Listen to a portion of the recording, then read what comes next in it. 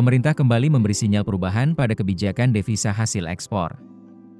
Menteri Keuangan Purbaya Yudi Sadewa membocorkan bahwa Amerika Serikat dan China akan mendapat pengecualian dalam aturan DHE sumber daya alam. Mengapa dua negara dengan ekonomi terbesar dunia itu mendapat perlakuan khusus? Dan apa dampaknya bagi eksportir Indonesia? Menteri Keuangan Purbaya Yudi Sadewa mengungkapkan bahwa pemerintah telah menetapkan 4 negara yang akan memperoleh pengecualian dalam kebijakan devisa hasil ekspor atau DHE sumber daya alam. Meski belum menyebutkan seluruh negara yang dimaksud, Purbaya memastikan bahwa Amerika Serikat dan China termasuk dalam daftar tersebut.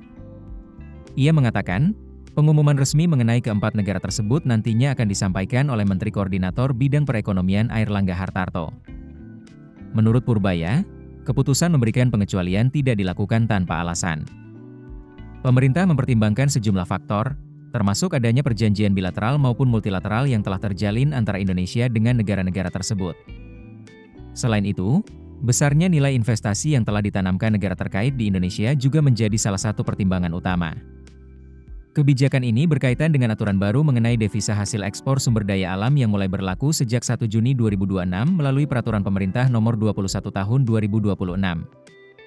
Dalam aturan tersebut, pemerintah mewajibkan eksportir sumber daya alam merepatriasi 100% devisa hasil ekspor ke dalam sistem keuangan Indonesia.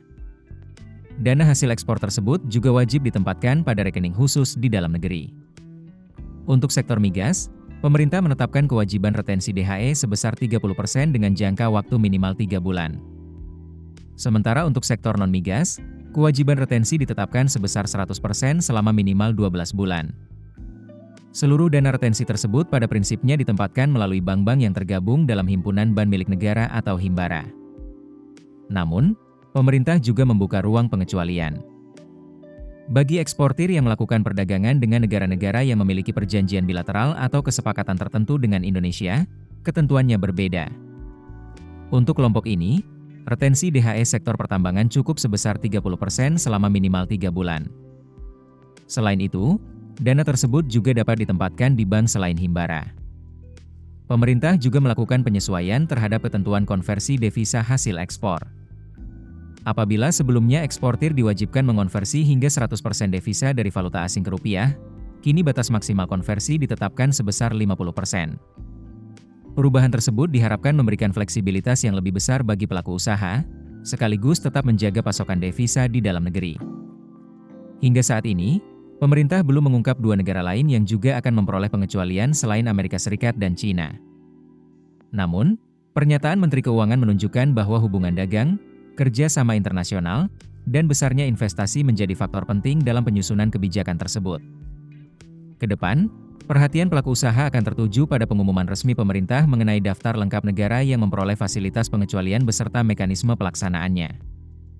Pengecualian kebijakan DHE/SDA bagi sejumlah negara menunjukkan bahwa pemerintah berupaya menjaga keseimbangan antara penguatan cadangan devisa nasional dan keberlangsungan hubungan dagang serta investasi internasional.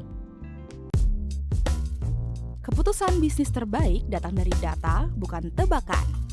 Mudah berlangganan Business Insight dengan subscribe with Google.